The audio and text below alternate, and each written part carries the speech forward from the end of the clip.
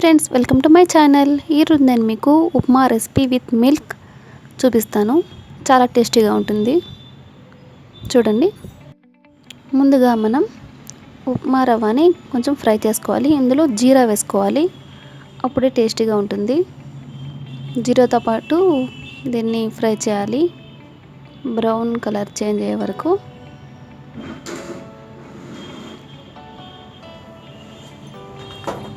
తర్వాత మనం కొన్ని ఆనియన్స్ తీసుకోవాలి, green chillies and curry leaves, and తర్వాత శనగపప్పు and main ingredient milk. 1 cup milk తీసుకున్నాను నేను. ఇది పచ్చి మిల్క్ అనండి, బాయిల్ చేయలేదు. ఇప్పుడు కడాయిలో ఆయిల్ వేసుకోవాలి, తర్వాత పోపు వేసుకోవాలి, మస్టర్డ్ సీడ్స్ అండ్ జీరా,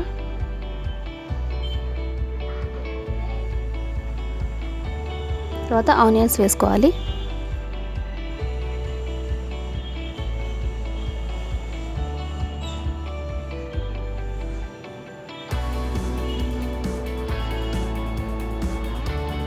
దీన్ని బాగా ఫ్రై చేయాలి.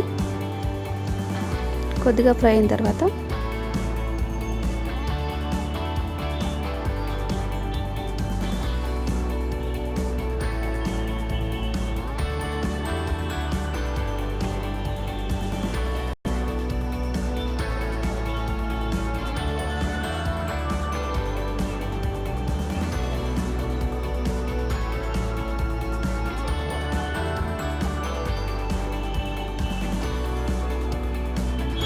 ఇప్పుడు గ్రీన్ చిల్లీస్ వేసుకోవాలి.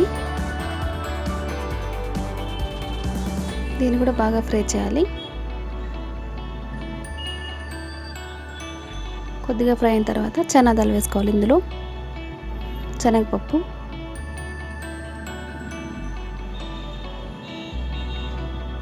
మీరు కావాలంటే జీడిపప్పు కూడా వేసుకోవచ్చు.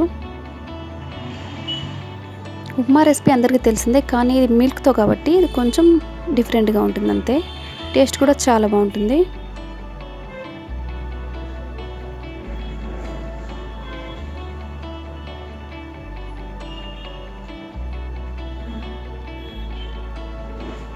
బాగా ఫ్రై చేయాలి. తర్వాత ఇందులో వాటర్ వేయాలి. 1 కప్ ఉప్మా రవ్వకి 2 కప్స్ వాటర్ అలాగే వేసుకోవాలి.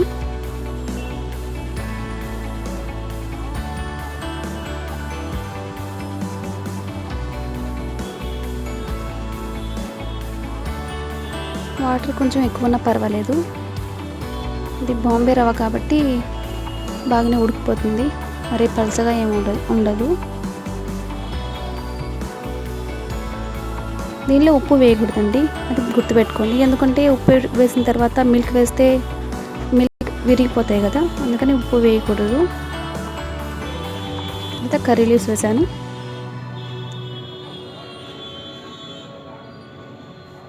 ఉప్పు ఎలా వేసుకోవాలో చెప్తాను. ఇప్పుడు మాత్రం ఉప్పు వేయకూడదు.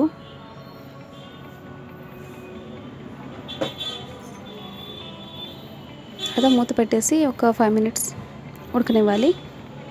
5 మినిట్స్ తర్వాత ఇప్పుడు మిల్క్ వేయాలి. ఇందులో 1 కప్ మిల్క్. ఇది కూడా కొంచెంసేపు ఉడకనివ్వాలి.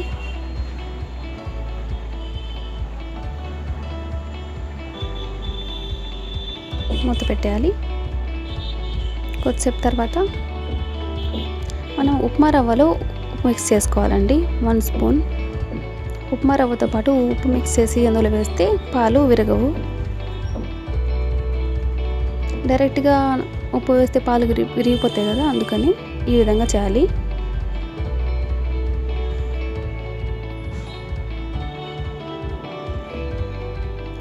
బాగా ఉడికింది కదా, ఇప్పుడు మనం ఉప్మా రవ్వ వేయాలి.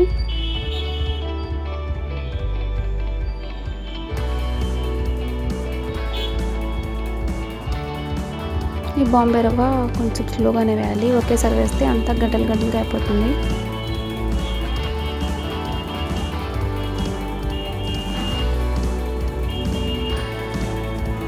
బాగా కలపండి. వాటర్ ఎక్కువ ఉన్నా ఇది అబ్జర్వ్ చేసేసుకుంటుంది, ఏం ప్రాబ్లం లేదు. ఇప్పుడు సిమ్లో పెట్టి కొద్దిసేపు మగ్గనివ్వండి. మన ఉప్మా రెడీ అవుతుంది. చాలా టేస్టీగా ఉంటుంది. ఉప్మా తినని వాళ్ళు కూడా చేసుకొని మరీ తింటారు. డెఫినెట్గా ట్రై చేయండి.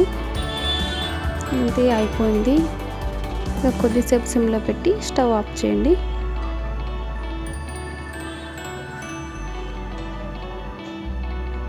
ఇందులో నెయ్యి వేయండి లాస్ట్లో, చాలా టేస్టీగా ఉంటుంది.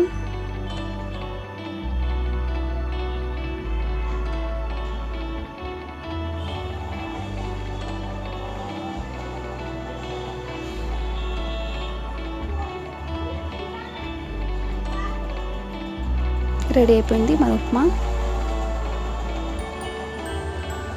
చూడండి, చాలా టేస్టీగా ఉంటుంది. డెఫినెట్గా ట్రై చేయండి.